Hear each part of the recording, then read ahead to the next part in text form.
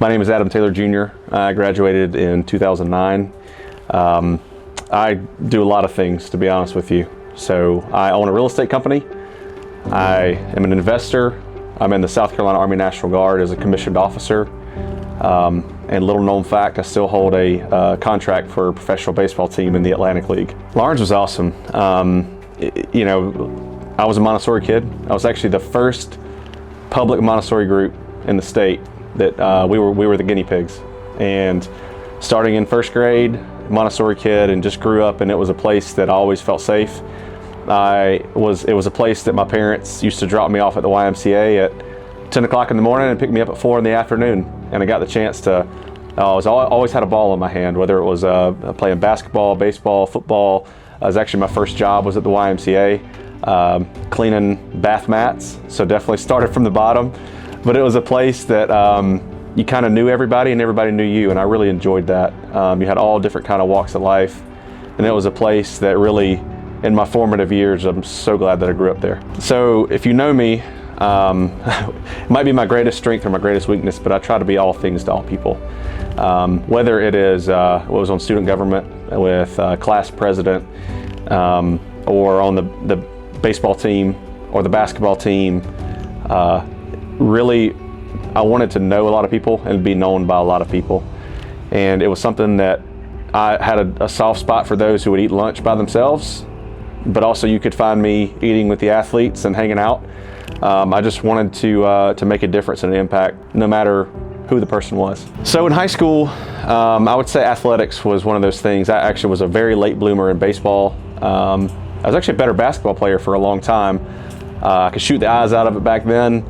But then my junior year, I just exploded as a baseball player and really went from unnoticed to scouted by Division I schools, ended up not going that direction. But I would say what defined me in high school was somebody who could be a class clown, but also took a lot of pride in their studies. Shout out to my parents for that. They were very influential in that, but also too, having purpose, mission, and direction, I would say, is something, whether it's academics, athletics, or even relationships. Again, I wanted to know people, no matter their upbringing, no matter their skin color, no matter their socioeconomic status. Just relationships were the most important thing to me. So I graduated in 2009, and the biggest change later on in high school was I went from a guy who was not recruited to play baseball anywhere to a guy that was getting recruited all over the place. And it didn't make a whole lot of sense at the time, but I ended up going to North Greenville University to play baseball. In my senior year of high school, they were 10-40. They were terrible. And I had people tell me not to go to North Greenville, but I knew deep down in my spirit that that's where I was supposed to go. And my freshman year at North Greenville University, not only did I meet my wife and some of my best friends, but we had the greatest comeback in the history of Division II baseball. We went from 10-40 to 46-14, and I got to play every game. I was a College World Series MVP as a freshman. I hit third for the baseball team all year and almost hit 400 as a freshman. And so it was a massive change of life. I didn't have a lot of passion, purpose, and direction in high school until I really exploded as a baseball player, and I think God gave me that tool to really develop me as a person, to take me to North Greenville, that continued my development across many, many things. I think the thing that baseball really taught me was it's okay to try hard, and it's okay to be good at things.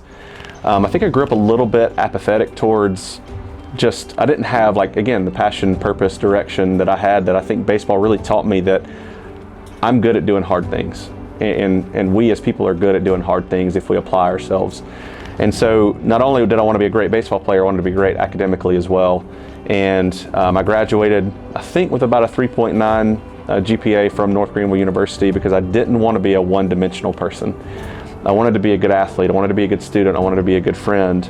I wanted to be good at all the things, because I think that's where a life fulfilled is. So I graduated in 2013 from North Greenville University, where I had an amazing 4 years. And my options at the time were either to join the military, which is something I've always wanted to do, or pursue a career in professional baseball. So I signed as a non-drafted free agent baseball player in 2014. During that time, I actually stayed on at North Greenville as a graduate assistant. So I was pursuing a career in professional baseball along with getting my master's degree. And it was something that was probably the hardest 2 years of my life, because I was working literally 18-hour days, training as a professional athlete, coaching up other people, and then I was actually valeting downtown Greenville so I could make a little bit of money so I could pay my bills.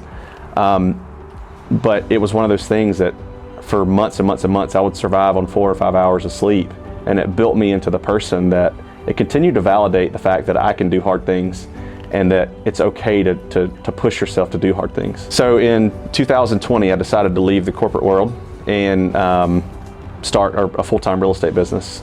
And it was scary. I was going from the W-2 lifestyle to self-employed. And it was scary because I was jumping out into the unknown. But my personality type and my skill set is definitely meant to be self-employed and to create opportunities for other people. And so my day-to-day, there is no schedule day-to-day wise. But it's a combination of leading other people in my organization. It's a combination of helping that buyer, that seller, find the perfect property or sell the perfect property so I can get them to their next phase of life. And what I'm doing now is very much my skill set because I love people, all people. I want to give them the opportunity to grow power through the power of real estate, to experience the power of real estate. It can be generational changing from a wealth building perspective. There's a lot of happy moments that come with real estate. There's some sad ones too, but we get an opportunity to be excellent at our craft, but then also really come alongside people in a time where they need us. Because one of the top 4 things, most stressful things in life is buying and selling real estate.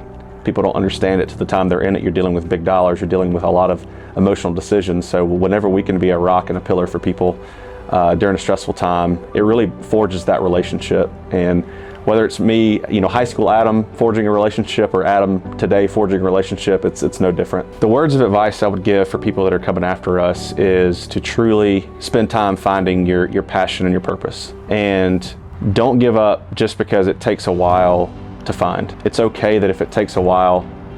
I go back to the example of all of my friends were better athletes than me. They were better baseball players than me. And it took me a long time of trying things, and other people started their businesses way before I started mine, but it's okay because it's my journey. But I never gave up on my desire to find my passion and my purpose. So I always say this: the things that are hard in life are the ones that are worth it. Find the hard thing and do the hard thing, because the hard thing is the thing that's worth it. And it looks different for everybody, but if you're earnestly seeking what that is, life will be fulfilled.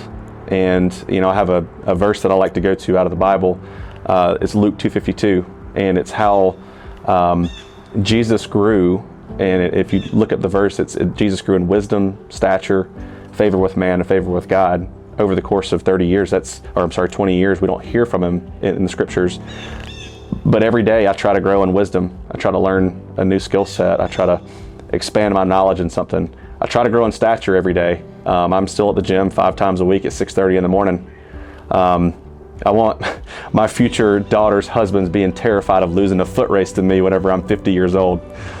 And growing with favor with man, treating all people equal, having that empathy that we talked about before, and then growing in your favor with God, spending time with God. I think that's the success. That's the combination for living a balanced life. My name is John Adam Taylor Jr., class of 2009, once a Raider, always a Raider.